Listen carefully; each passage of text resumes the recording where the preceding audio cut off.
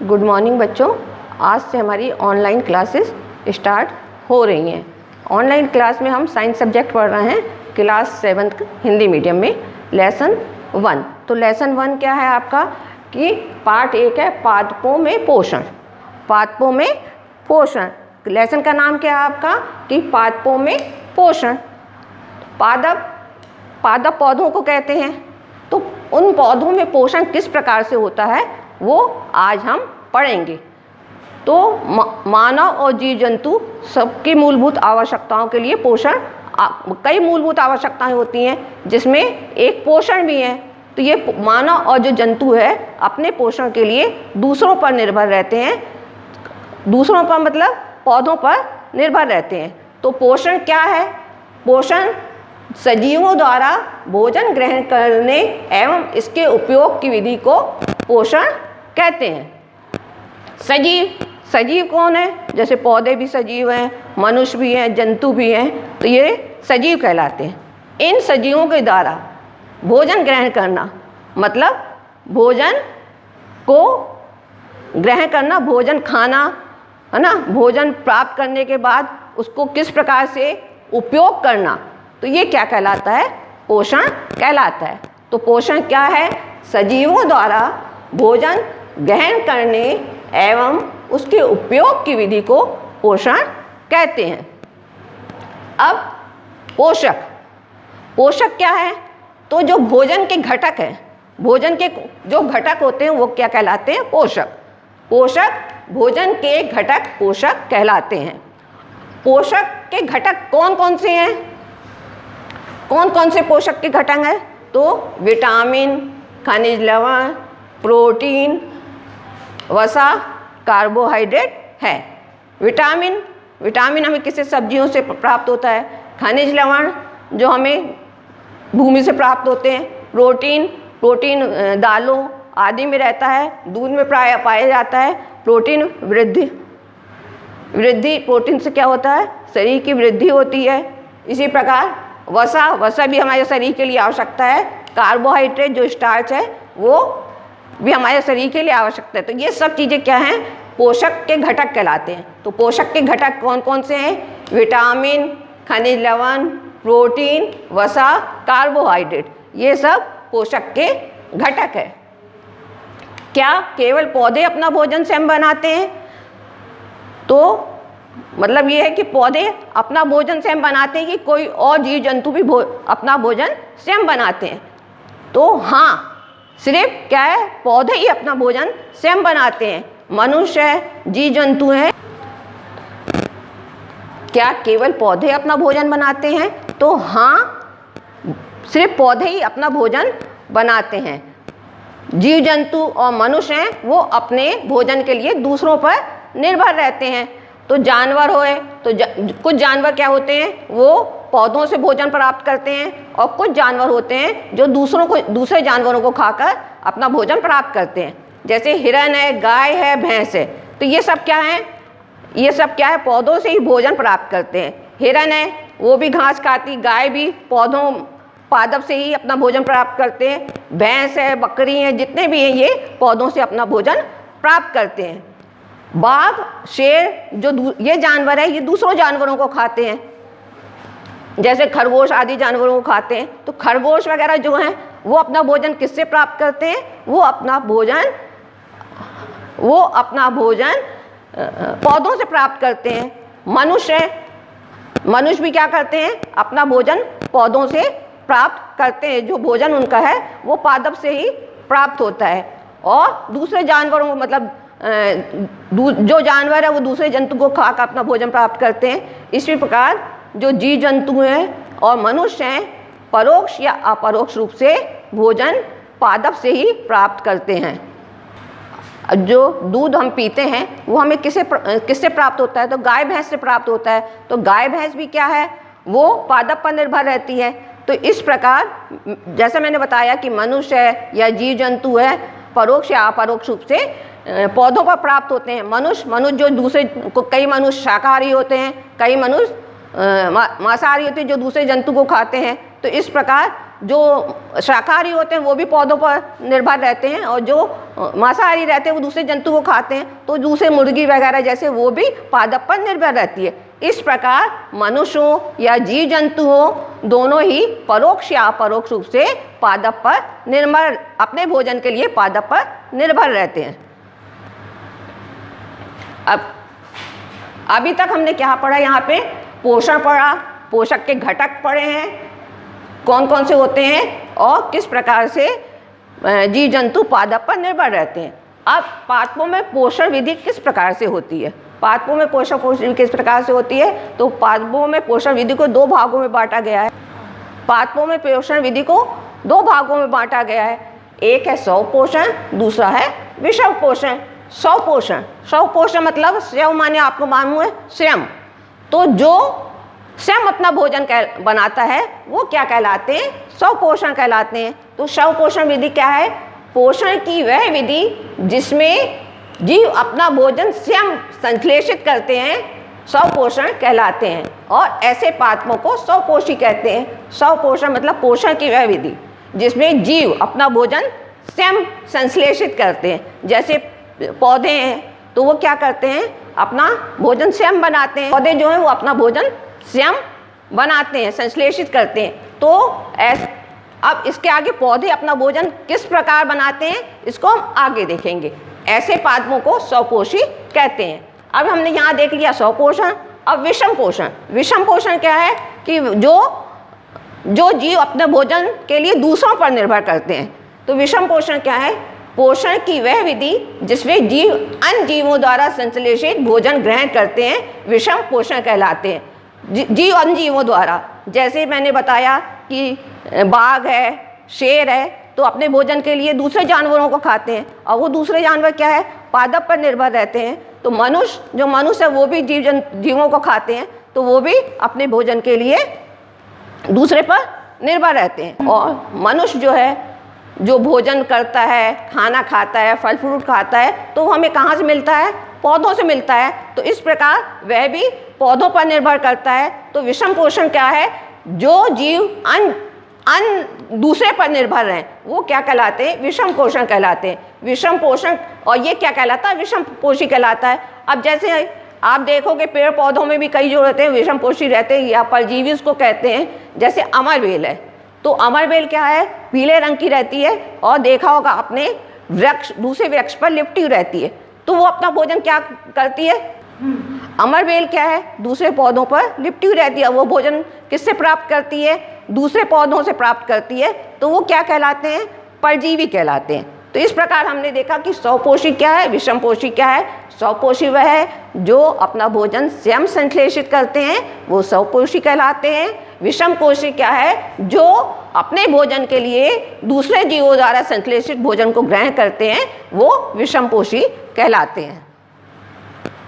अब अभी तक हमने क्या पढ़ा कि पोषण, पोषण क्या है वो मैंने बताया कि भोजन ग्रहण करने की और उसको उपयोग करने की विधि पोषण कहलाती। फिर हमने पोषक के घटक कहलाए कि पोषक के घटक कौन कौन से हैं, विटामिन है, खनिज लवण है, प्रोटीन है, वसा है, कार्बोहाइड्रेट है ना। उसी प्रकार जो क्या भोजन मतलब पेड़ पौधे स्वयं अपना भोजन बनाते हैं या दूसरे भी बनाते हैं। तो हमने देखा सिर्फ जो पादप रहते हैं वो अपना भोजन बनाते हैं, और मनुष्य और जीव जंतु परोक्ष या अपरोक्ष रूप से दूसरे पादप पर निर्भर रहते हैं। इस पर हमने दूसरा फिर उसके आगे देखा कि पोषण, पादपों में पोषण विधि क्या होती है। तो पोषण, पादपों में पोषण विधि को दो भागों में बांटा गया है, स्वपोषण और विषम पोषण।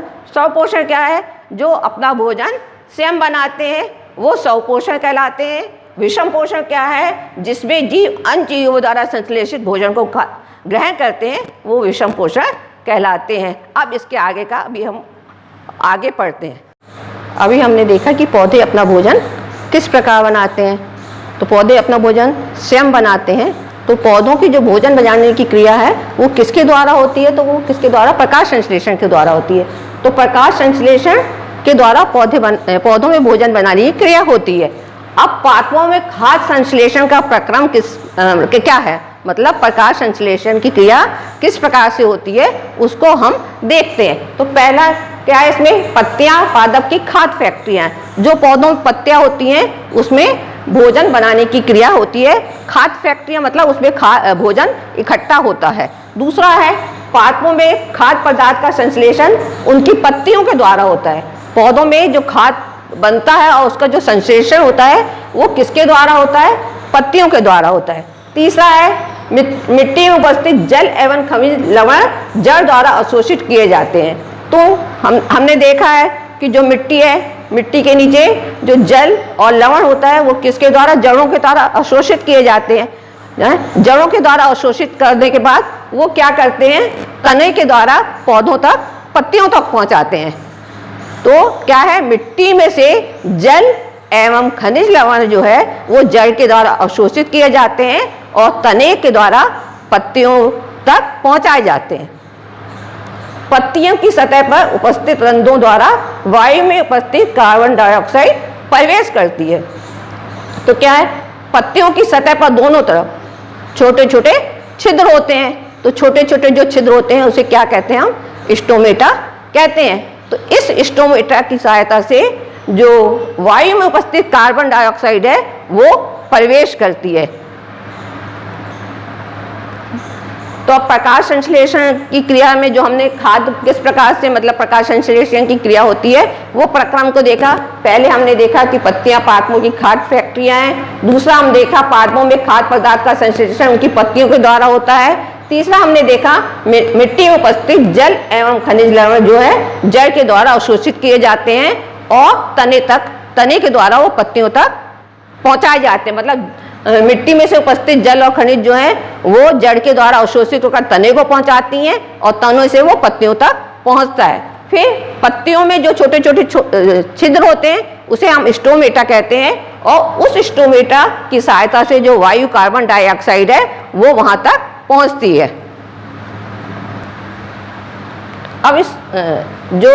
अब हम क्या है, पत्तियों में हरे रंग का वर्णक होता है जिसे हम क्लोरोफिल कहते हैं। तो क्लोरोफिल की सहायता से क्या करते हैं? ये ऊर्जा ग्रहण करते हैं और ऊर्जा के द्वारा ये पत्तियों तक पहुंचते हैं। तो इसका हम जो पत्तियों का काट चित्र देखते हैं उसका सूक्ष्मदर्शी के द्वारा, तो वो हमें ऐसा दिखाई देता है। अब क्या है, जो ये रंध्र होते हैं छोटे छोटे वो किससे घिरे रहते हैं? ये जो रंध्र हैं ये द्वार कोशिकाओं के द्वारा घिरे हुए रहते हैं। तो क्लोरोफिल क्या है? क्लोरोफिल का रंग हरा होता है। मतलब पत्तियों में जो हरा वर्णक होता है उसको हम क्लोरोफिल कहते हैं। और क्लोरोफिल में हरे रंग का वर्णक होता है वो क्या कहलाता है? क्लोरोफिल कहलाता है। तो जल एवं कार्बन डाइऑक्साइड की उपस्थिति में सूर्य की प्रकाश और क्लोरोफिल की सहायता से प्रकाश संश्लेषण की क्रिया होती है। अब पत्ती के जो हम ये चित्र देख रहे हैं तो इसमें हम देख रहे हैं जो ये छोटे छोटे छिद्र हैं जिसे हम रंध्र कहते हैं वो किसके द्वारा घिरे रहते हैं? ये द्वार कोशिकाओं के द्वारा घिरे रहते हैं। तो ये द्वार कोशिकाएं क्या है? जब ये द्वार कोशिकाएं खुलती हैं तो इसमें क्या होता है? कार्बन डाइऑक्साइड गैस अंदर प्रवेश करती है और जब ये द्वार कोशिकाएं बंद हो जाती है तो गैस का आदान प्रदान बंद हो जाता है। अब क्या है, जो द्वार कोशिकाएं खुलती हैं तो वायु में उपस्थित जो कार्बन डाइऑक्साइड है वो इसके अंदर प्रवेश करती हैं। और हमने देखा है कि पेड़ पौधे क्या करते हैं? कार्बन डाइऑक्साइड गैस लेते हैं और ऑक्सीजन गैस को छोड़ते हैं। हम जानते हैं कि जो पौधे हैं वो कार्बन डाइऑक्साइड गैस को लेते हैं और ऑक्सीजन गैस को छोड़ते हैं। तो ऑक्सीजन गैस को हम वायु के रूप में ग्रहण करते हैं। तो इस प्रकार ये जो चित्र के द्वारा हम देख रहे हैं कि जो चित्र के द्वारा हम देख रहे हैं कि रंध्र क्या है? वो द्वार कोशिकाओं के द्वारा घिरे हुए रहते हैं। ये द्वार कोशिकाएं जब खुलती हैं तो कार्बन डाइऑक्साइड अंदर प्रवेश करती है। जब ये द्वार कोशिकाएं बंद हो जाती हैं तो गैसों का आदान प्रदान बंद हो जाता है। तो जो छोटे छोटे छिद्र हैं वो क्या करते हैं? उनके द्वारा कार्बन डाइऑक्साइड गैस द्वार कोशिकाओं के द्वारा अंदर जाती है। इस प्रकार हमने देखा कि प्रकाश संश्लेषण की क्रिया किस प्रकार होती है। प्रकाश संश्लेषण की क्रिया जल और वायु के द्वारा सूर्य के प्रकाश और क्लोरोफिल की सहायता से प्रकाश संश्लेषण की क्रिया होती है जिसमें कार्बोहाइड्रेट बनता है और ऑक्सीजन गैस निर्मुक्त होती है। तो प्रकाश तो ये रंध्र को क्या कहते हैं? हम स्टोमेटा कहते हैं। तो स्टोमेटा क्या है मैं बता चुकी हूँ। पत्ती के दोनों सतह पर छोटे छोटे छिद्र होते हैं जिसे हम स्टोमेटा या रंध्र कहते हैं, है ना। इसकी सहायता से प्रकाश संश्लेषण कार्बन डाइऑक्साइड गैस प्रवेश करती है। इस प्रकार अभी तक हमने ये पढ़ा है। अब हमने कितना पढ़ा है उसको एक बार हम रिवाइज करते हैं। बच्चों, आज हमने क्या पढ़ा है उसको एक बार फिर से हम रिवाइज करते हैं। तो हमने पहला क्या है, पादपों में पोषण है, पादप क्या होते हैं, पोषण है ना, उसमें पोषण क्या होता है, उस पर हमने पोषण के घटक देखे कि पोषण के घटक कौन कौन से होते हैं, है ना। पोषण के घटक विटामिन, प्रोटीन, खनिज, वायु ये रहते हैं। उसके बाद हमने देखा कि मतलब क्या पौधे अपना भोजन स्वयं बनाते हैं, तो हाँ, सिर्फ पौधे अपना भोजन स्वयं बनाते हैं, बाकी जीव जंतु और जो मनुष्य हैं वो अपने भोजन के लिए दूसरे पर निर्भर करते हैं। इस प्रकार पोषण की विधि को दो भागों में बांटा गया है, स्वपोषण और विषम पोषण। स्वपोषण क्या है, जो भोजन अपना स्वयं बनाते हैं वो स्वपोषण कहलाते हैं। जैसे पादप अपना भोजन स्वयं बनाते हैं, जैसे आम का पेड़ है, नीम का पेड़ है, ये क्या करते हैं, अपना भोजन स्वयं बनाते हैं। उसी प्रकार जो जीव जंतु हैं, मनुष्य हैं, वो अपने भोजन के लिए दूसरों पर निर्भर रहते हैं। जैसे हमने देखा हिरन है, गाय है, भैंस है, तो वो क्या करते हैं, अपने पोषण के लिए पादप के निर्भर रहते हैं। अब क्या है, हिरन, गाय, भैंस जो है वो अपने भोजन के लिए पादप पर निर्भर रहती हैं। इसी प्रकार कुछ जंतु जो है वो दूसरे जंतु से अपना भोजन प्राप्त करते हैं। जैसे बाघ है, शेर है, तो वो क्या करते हैं, छोटे छोटे जानवरों को खाते हैं, जैसे खरगोश। तो खरगोश क्या है, अपना भोजन पादप से प्राप्त करता है। इस प्रकार वो जो भोजन खरगोश करता है तो वो पादप पर निर्भर रहता है, और खरगोश का जो भोजन है वो बाघ और शेर करते हैं। इसी प्रकार दूध का मैंने बताया, जो दूध पीते हैं हम, वो हमें किससे प्राप्त होता है, गाय और भैंस से प्राप्त होता है। तो गाय भैंस भी अपने भोजन के लिए पादप पर निर्भर रहती हैं। मनुष्य है, मनुष्य भी अपना भोजन किससे करते हैं, पादपों पर निर्भर रहते हैं। जैसे मनुष्य है तो मनुष्य भी अपने भोजन के लिए पादप पर निर्भर रहते हैं, फल है ना, और जो भोजन करते हैं वो किससे प्राप्त होता है, हमें पौधों से प्राप्त होता है। इस प्रकार पादप जो है वो अपना भोजन स्वयं बनाते हैं, और जो जीव जंतु मनुष्य हैं अपने भोजन के लिए दूसरों पर निर्भर रहते हैं। तो जो अपना भोजन स्वयं बनाते हैं वो स्वपोषी कहलाते हैं, और जो अपना भोजन के लिए दूसरों पर निर्भर रहते हैं वो विषमपोषी कहलाते हैं। उसके बाद हमने देखा प्रकाश संश्लेषण। तो भोजन में जो पौधों में जो भोजन बनाने की क्रिया होती है वो क्या कहलाती है, प्रकाश संश्लेषण कहलाती है। तो प्रकाश संश्लेषण क्या है, उसके हमने प्रक्रम देखे कि किस प्रकार से होता है। तो पहला हमने देखा कि पत्तियों में खाद्य फैक्ट्रियां हैं, दूसरा हमने देखा पादपों में खाद्य पदार्थ का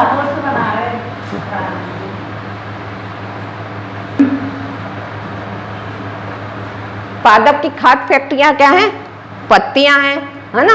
और पादपों में खाद्य पदार्थ का संश्लेषण पत्तियों के द्वारा होता है। मिट्टी में उपस्थित जो जल और खनिज रहते हैं वो जड़ के द्वारा अवशोषित किए जाते हैं, और फिर उसे तने के द्वारा पत्तियों तक पहुंचाया जाता है। उसके बाद पत्तियों में छोटे छोटे छिद्र होते हैं, जिसे हम रंध्र या स्टोमेटा कहते हैं, है ना। तो इस रंध्रों के द्वारा जो वायु में उपस्थित कार्बन डाइऑक्साइड प्रवेश करती है। इसके बाद हमने आपको बताया कि ये चित्र के अनुसार हमने बताया कि ये छिद्र रहते हैं, स्टोमेटा रहते हैं, जो वो किसके द्वारा घिरे रहते हैं, द्वार कोशिकाओं के द्वारा घिरे रहते हैं। जब द्वार कोशिकाएं खुलती हैं तो उसमें कार्बन डाइऑक्साइड प्रवेश करती है, और यदि ये द्वार कोशिकाएं बंद हो जाती हैं तो गैस का आदान प्रदान नहीं हो पाता। तो किसके द्वारा, छिद्रों के द्वारा जो रहता है वो जो रंध्र रहते हैं उसके द्वारा कार्बन डाइऑक्साइड प्रवेश करती है। और ये भी मैंने बताया कि पत्तियों में हरे रंग का वर्णक होता है जो क्लोरोफिल कहलाता है। ये क्लोरोफिल क्या करता है, सूर्य की प्रकाश की उपस्थिति में ऊर्जा प्राप्त करता है और वो पत्तियों तक